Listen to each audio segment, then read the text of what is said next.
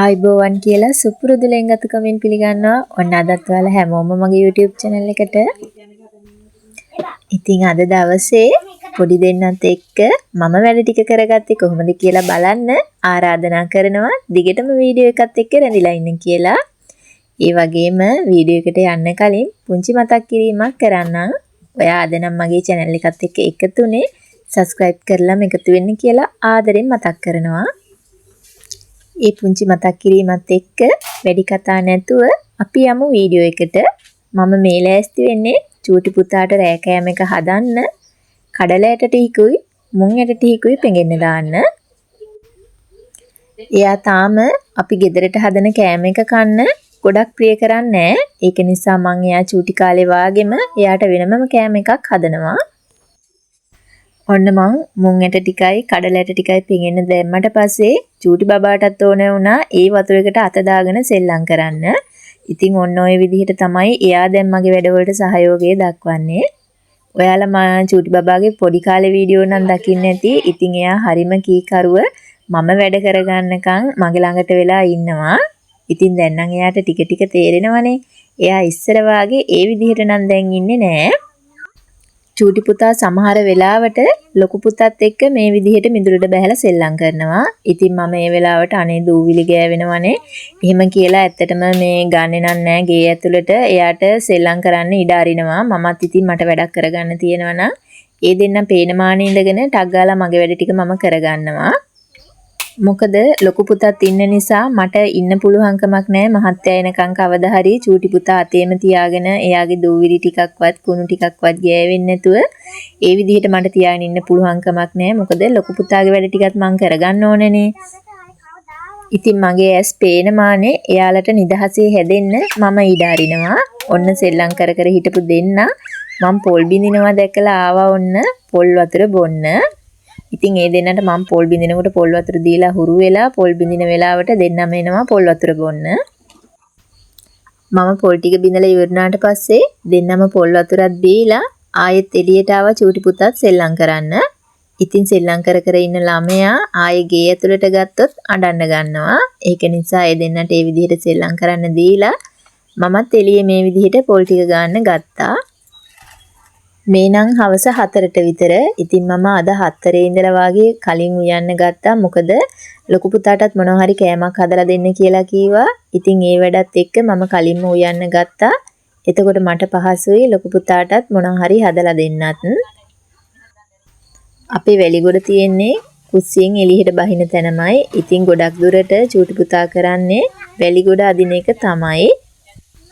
මම ගොඩක් දවස් ඉඳලා හිතාගෙන ඉන්නවා මේ වැලිගොඩේ උළු කැට ටික අයින් කරලා කාපට් එකකින් හරි ඉටි කවරයකින් හරි වැලිගොඩ ආවරණය කරලා නැවතත් උළු කැට ටික ඒ ඉටි කවරේ හරි කාපට් එක උඩින් හරි අහුරා ගන්න.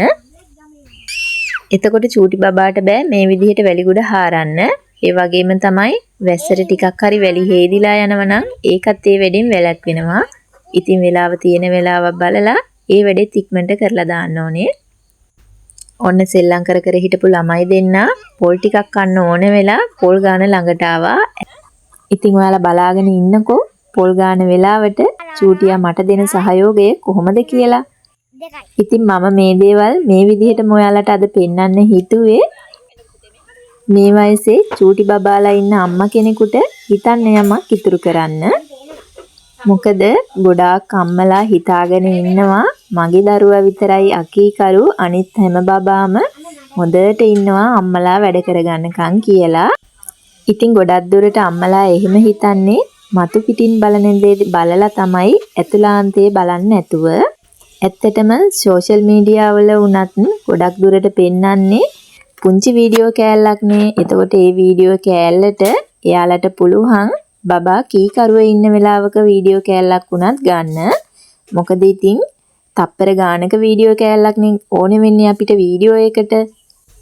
නමුත් ඇත්තම தත්ත්වය තමයි අවුරුදු 3ට අවුරුදු 2ට අඩු කිසිම දරුවෙක් අම්මා දැන් මේ වැඩ කරන වෙලාවනේ අම්මට මම වද නොදී පැත්තකට වෙලා ඉන්න ඕනේ අම්මා වැඩ කරගන්නකම් කියලා හිතන්න තරම් එයාලට තාම මනසක් නැහැ. ඉතින් එයාලා ගොඩක් දුරට අම්මට කරදර කරනවා නම් කරදර කරන්න පටන් ගන්නේ උනත් අම්මා වැඩ කරන වෙලාවට. මොකද ඉතින් ඒ වෙලාවටනේ අම්මට බබා ගාව ඉන්න විදිහක් නැත්තේ. ඉතින් ඒ වෙලාව බලලා එයාලා කොහොමත් අම්මලාට කරදර කරන්න ගන්නවා. ඉතින් අපේ අම්මලත් චුට්ටක් ස්මාර්ට් වෙන්න ඕනේ.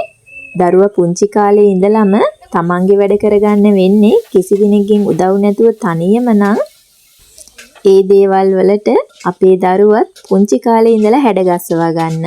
ඉතින් ඔයාට ඒ දේවල් වලට එක එක ක්‍රම පාවිච්චි කරන්න පුළුවන්. ඉතින් මම වැඩක් කරන වෙලාවට බබා අඬන්නේ නැතුව තියාගන්න මම කරන පුංචි පුංචි ක්‍රමත් ඔයාලට කියන්නම්. ඉතින් පළවෙනිම දේ තමයි මම මොන වැඩේ කරන්න ගත්තත් චූටි පුතත් මගේ ළඟට අරන් තමයි මම මේ වැඩේ කරන්න ගන්නේ. දැන් මම මේ රැට උයන්න හාල් එක හොදන ගමන් තමයි ඉන්නේ. ඉතින් මට සිංක් එක ගාව චූටි පුතා තියාගන්න පහසුකමක් නැහැ. ඒ නිසා මට පහසු විදිහට මම එයාව පුටුවක් උඩින් මේ විදිහට තියාගන්නවා. ඉතින් ඔයාලට පේනවා ඇති පුටුව උඩින් තියලා තිබ්බත් ඉතින් සමහර වෙලාවට එයා බලන්නේ මගේ ඇඟේ එල්ලලා වඩාගෙන ඉන්න කියන්න. ඉතින් ඒ වෙලාවට මම කරන්නේ එයා වඩා ගන්න කියන වෙලාවට වඩා ගන්නවා. මොකද ඉතින් ඒ වෙලාවට එහෙම කරේ නැත්තම් ආයෙ සෑහෙන වෙලාවක් යනවා එයාව ෂේප් කරගන්න. පුංචි වෙලාවක් අපේ බබා නම් මේ විදිහට වඩා ගත්තාම ආයෙත් නැවත එක්ක එයා බිමට බහැලා සෙල්ලම් කරනවා නැත්තම් මම වැඩ ටික කරගන්නකම් මේ විදිහට මගේ ළඟ ඉන්නවා. මම රැට කෑම එක උයන ගමන් මේ ලෑස්ති වෙන්නේ ලොකු පුතාට හවසට කන්න පෑන් කේක් හදලා දෙන්න. ඉතින් මම පොල් පැණි එක හදන කන්නම් චූටි පුතා පුටුවට වෙලා ඉඳගෙන හිටියා. ඔන්න ආයෙත් මම වැඩ ටික කරනකම් බිමට බහැලා සෙල්ලම් කරන්න ගත්තා. ඉතින් මම ඒ වෙලාවට චූටි පුතාගේ කෑම එකත් මේ ටට්ටක් ගාලා හදාගන්න තමයි ලෑස්ති වෙන්නේ. මම වැඩ කරගන්න වෙලාවට චූටි පුතා ෂේප් කරගන්න මම කරන තවත් දෙයක් තමයි එයා කැමති මොන හරි කන්න දෙනවා.